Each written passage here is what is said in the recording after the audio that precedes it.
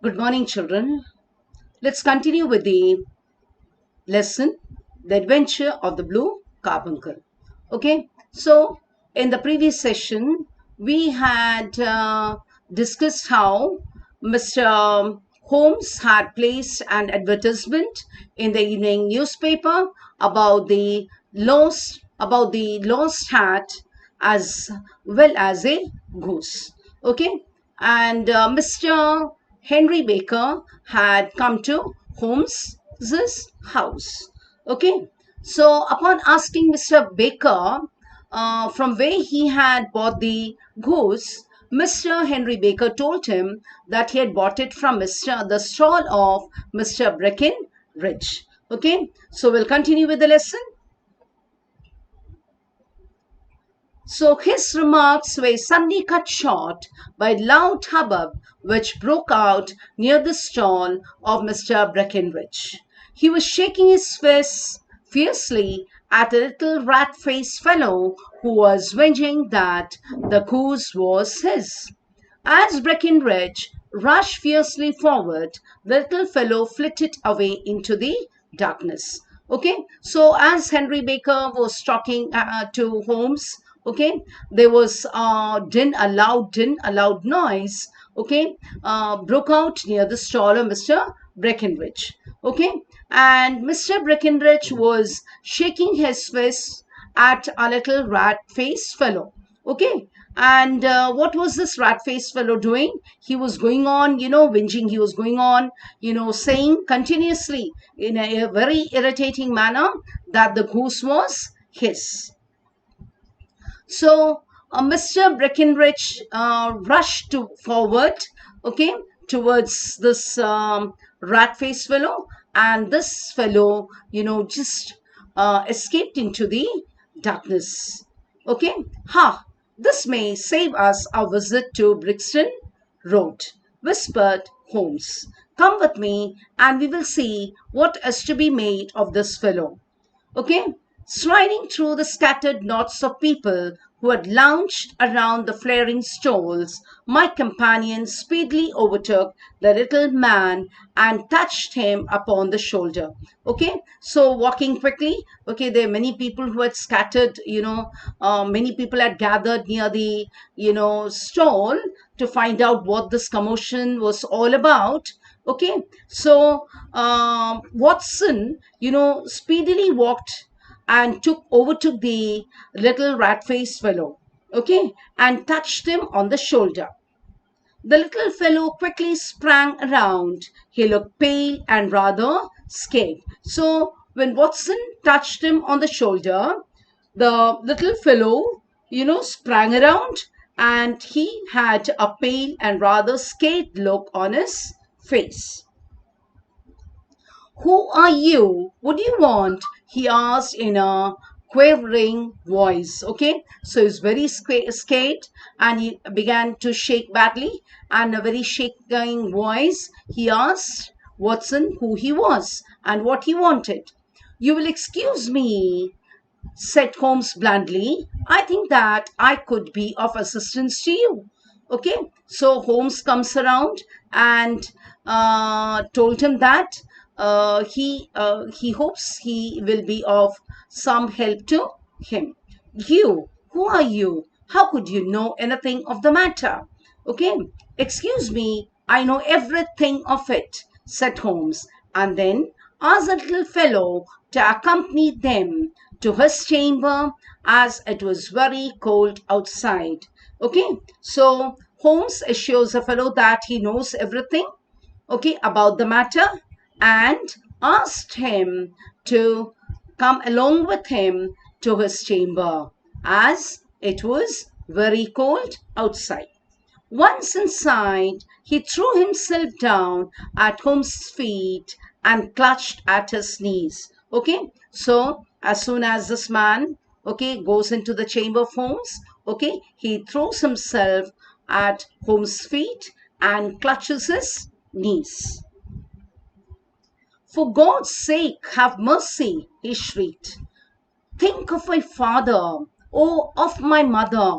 It would break their hearts. I never went wrong before. Okay, so he falls down at Holmes' feet and clutches his knees and asks Holmes to have mercy on him. Okay, so he tells Holmes that it would break his father's heart as well as mother's heart. Okay, because he had never done anything wrong before. I never will again, I swear it. I will tell you just as it happened, sir, said he. So he said, he promised Holmes that he was never going to do anything wrong, okay? And he told him that he will tell all that had happened, okay? It turned out that he was Ryder, the hotel attendant. He was Mrs. Oakshot's brother. So, this rat faced fellow, turned to be Ryder, who was the attendant of the hotel Cosmopolitan. Okay, and he was also the brother of Mrs. Oakshott. She bred geese for the table for her living. Okay, she had promised her brother a fine goose for Christmas. So, what was Mrs. Oakshott? What was her occupation, or rather, what did she do? Okay, so she bred geese for the table, that is, she reared geese for their meat. And she had promised that she would give her brother a fine goose for Christmas. Ryder, who had given evidence against the plumber, was the one who had stolen the gem. While visiting his sister, he had put the gem into the mouth of the goose he thought that his sister had reserved for him. Okay, so in the hotel, Ryder was the actual person who had given evidence against the plumber. It was he who told that the plumber was responsible for the theft. But actually, Ryder was the one who had stolen the diamond.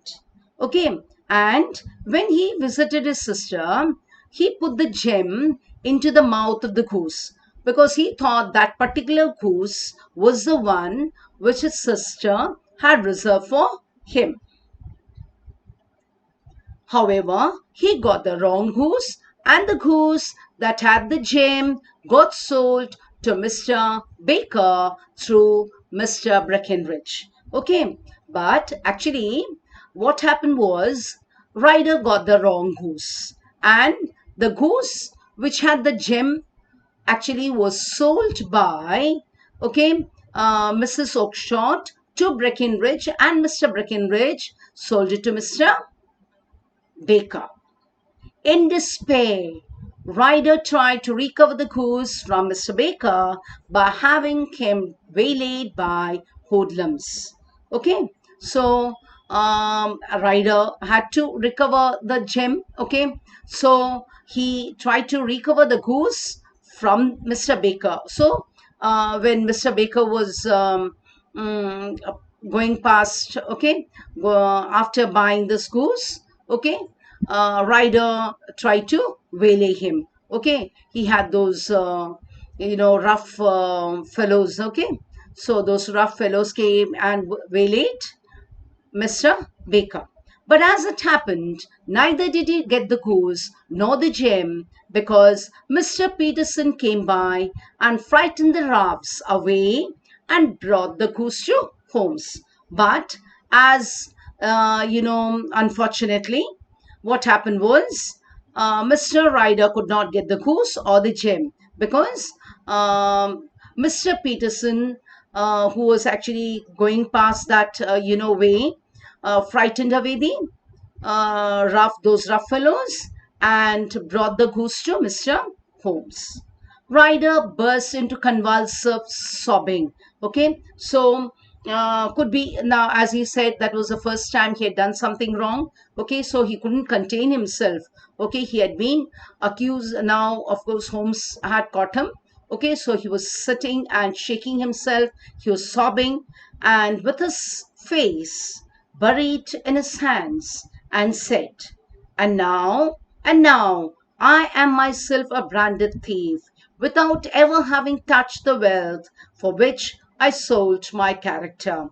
Okay, so he says he had his face buried in his, okay, hands, and said, and now he said he himself called himself a branded thief. Okay, he of course has not touched the wealth. He said that he hadn't touched the gem. Okay, for which I sold my character. Now everyone is going to, brand him as a thief, even though he has not touched the gem. God help me, God help me. So he began sobbing.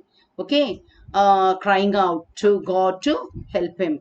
Get out, said Holmes. What, sir? Oh, heaven bless you. Okay, so Holmes just, shouted at him, just get out. Okay, what, sir? Oh, heavens bless you. And no more words were needed. Of course, when Holmes shouted, get out, that those words were just enough. Okay, there was a rush, a clatter upon the stairs, the bang of a door, and the crisp rattle of running footfalls from the street. Okay, so the moment Holmes asked him to get out, there was no further words were needed, because that was enough for the man to rush out, run along the stairs, and he banged the door shut. And they could hear him running along the street. After all, Watson, said Holmes, this fellow will not go wrong again. Okay, the way, okay, Holmes shouted at him was enough for this fellow not to commit anything wrong in the future. Watson Holmes was very sure of that.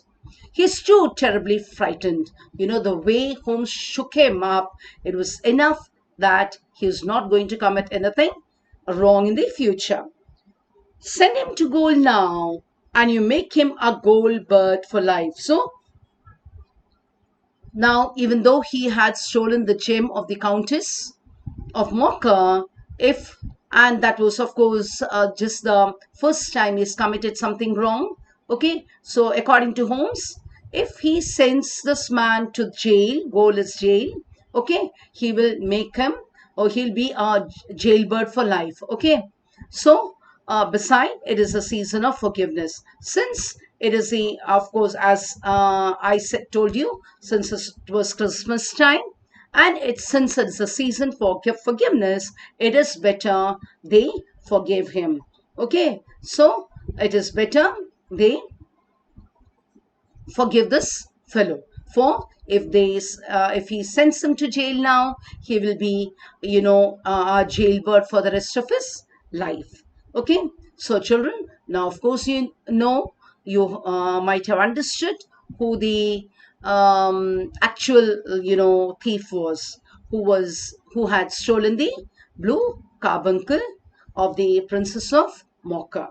Okay, so let's do this passage here. Okay, it turned out to Holmes. Okay, now I've taken it from here. Okay, it turned out to, I have taken till here. Okay, so the first one, who was Ryder? Okay, so by now children, you know who Ryder is it not? Okay, it turned out that he was Ryder, the hotel attendant. He was Mrs. Oakshot's brother. So who was Ryder? Okay, Ryder was a hotel attendant and the brother of Mrs. Oakshott. Okay, so he's a attendant at the hotel Cosmopolitan. Okay, what did Mrs. Oakshott do for her living? So all of you know it. Okay, so what was her living? What did she do? Okay, what did Mrs. Oakshott do for her living? She bred geese for the table for her living. So, what did Mrs. Oakshott do for her living? Mrs. Oakshott bred geese for the table for her living. What did Mrs. Oakshott promise her brother Ryder? Okay, so what did she promise? You have the answer here.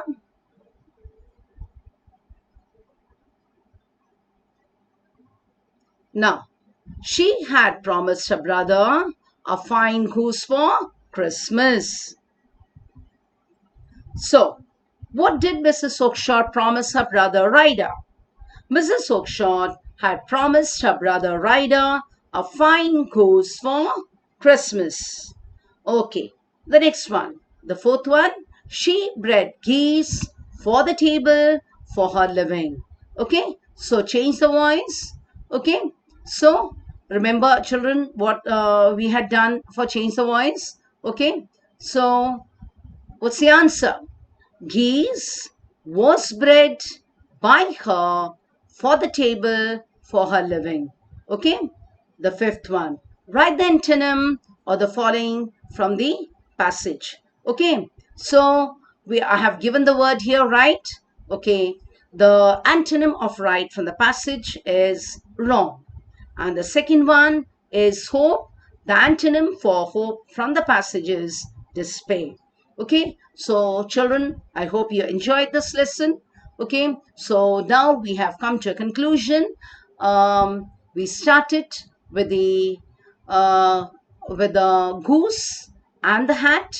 Okay, and finally, uh, we have now come to a conclusion who the actual thief was. Okay, who had stolen the blue carbuncle. Okay, so I hope children you enjoyed this story. Okay, so thank you children.